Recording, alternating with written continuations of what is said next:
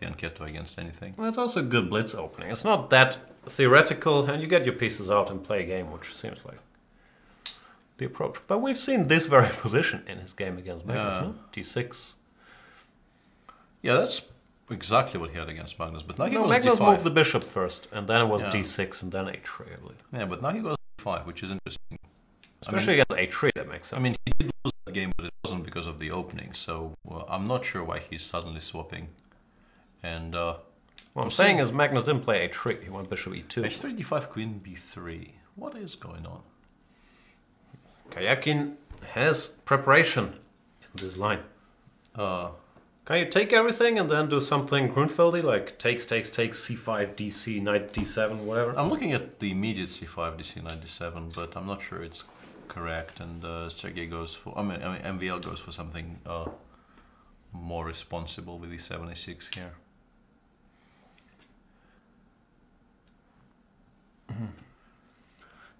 Just one thing to clarify with the chat. I did not declare be nice to Pramo Day today.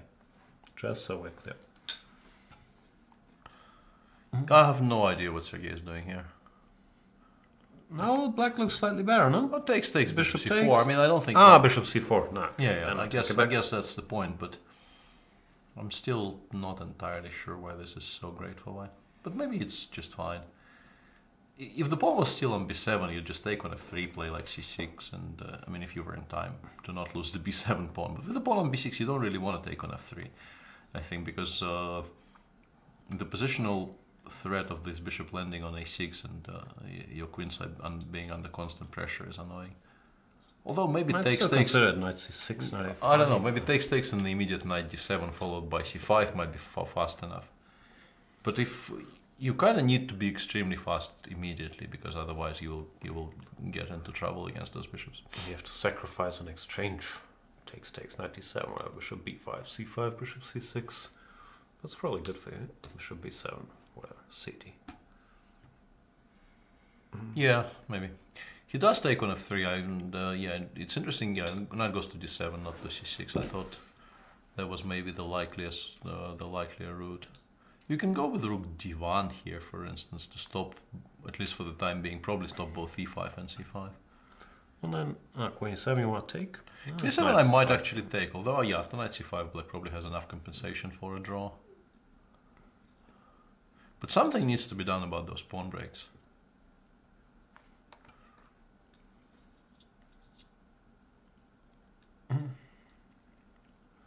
Pramo is confused by the word fianchetto, which is Italian for ice cream, but in chess we use it for...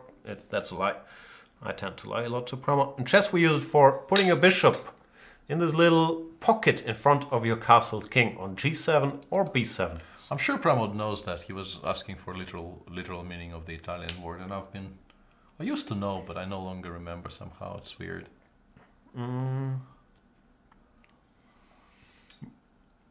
Yeah. It was explained to me at some point what the word means.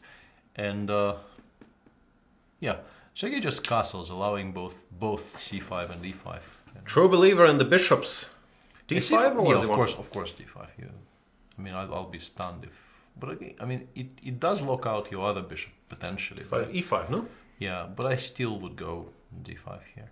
Just don't like d takes c5. So, it's too bland. Unless he figures he really needs not to lose this game, and that is more important than trying to win it. And then he might go for a dry position with dc5. But I think objectively you need to go d5. David Cortese, which sounds half Italian. Davide Cortese says, in Italian, fianco means flank. So fianchetto means flanco? e5 and queen f6 has been played. King Bishop g2. b5. Yeah, I'm wondering. Is the queen going here? Yeah, the queen probably is going to d6. So that probably means why he explains why he didn't play bishop b5 here. Now we want to go a6 at some point. This bishop at some point it probably should happen.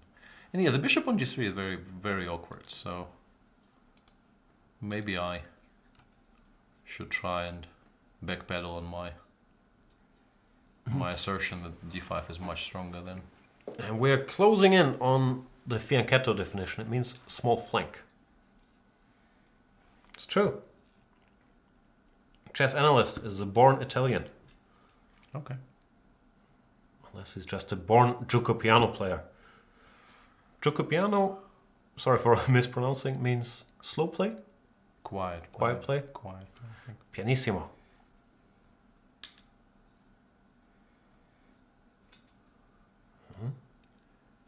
Magnus played a very interesting game. I feel like, I mean, our choice of game was justified, but they're letting us down a little bit. Let's switch to Magnus. If you let us down, we will jump on the World Champions bandwagon, especially since he's playing the very soft with g4.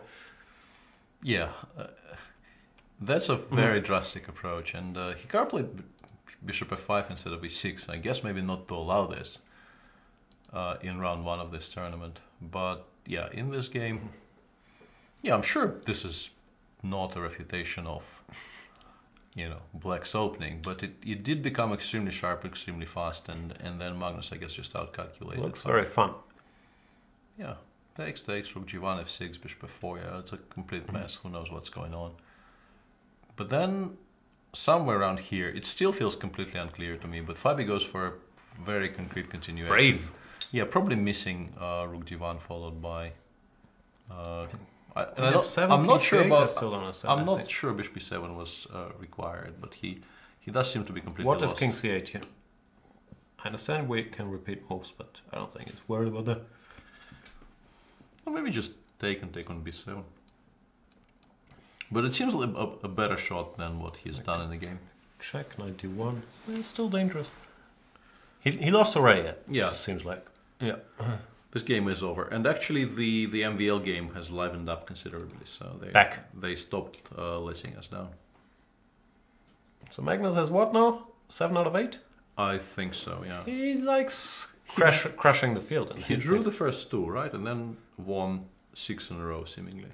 I do recall that last year I think he had 7.5 out of 8. Then he lost to Anish in the last round. Yeah, he was not very happy about that. And something very strange happened in that game. We should probably auto-update again, yeah? Alright. What's happening? Well, at some point MVL just allowed the c-pawn the d-pawn at that point to queen by doing... Maybe he just missed the d takes c6 as a legal move. That would be my feeling. Very possible. But then he found this bishop a1, rook b1 idea, which is fantastic. And, ooh, contummate. And in this position he even went... He had a perpetual? No. I'm not sure. Maybe he didn't have the perpetual. What I'm saying is here after... No, you don't have the e1 square, so once the king gets to e2, it's completely safe. Now, what the h... And by h, I mean heck. I'm not going to use the word hell on this program. Is going on. You have to assume white is winning. You get checkmated somewhere. Yeah, you will. You will at some point e5 get checkmated here, I think. ef? Oh, I like e5. E5, you probably. F1, yeah, you need the e4 square.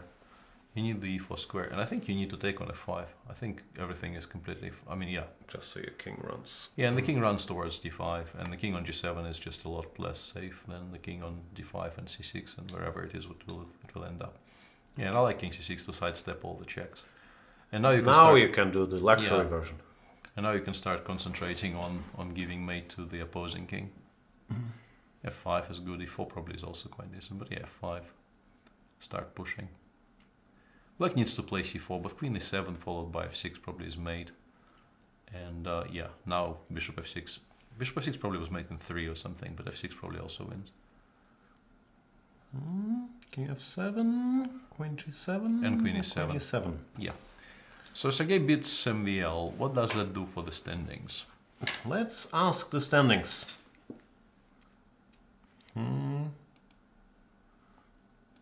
Mr. Standings. I know Magnus has 6.5. We must have missed some. Half feet. Yeah, against Levon, he probably drew. Yeah. He drew some game somewhere. Okay, it's very tense because the 3 people up top are in. Magnus, Lev, and Hikaru. Hikaru had a bit of a spurt and went from -1 to what is currently a very comfortable +2. But MVL, on the other hand, had a bit of a rough period, and he is now back on 50%, tied with Wesley, and I assume that's it, yeah? The rest of the field is in the minus. Yeah, Kramnik and Vachier in the minus, but with Okay, the last so what round do we win, have? they could Yeah, still let's have a look at the pairings. What do we have for last round? MVL plays Anish, who is at the very bottom of the standings with white. So MVL will feel... But the thing is, he probably needs to win to be sure. And Wesley is playing Magnus, which is not an easy pairing, as we all know. Hikaru, by the way, after you wrote him off, now he has 5 out of 8. Did I write him off? Yes, he said he's not going to qualify. I did not say that. No, probably not. So those two are very likely going to be decisive for the fate of the remaining spot. Which ones are that? Kramnik against Karjakin? So Carlsen and MVL against Giri. Why not Kramnik Karjakin? Kramnik Karjakin is also important, obviously, because if Kramnik wins, he actually catches up with Karjakin, and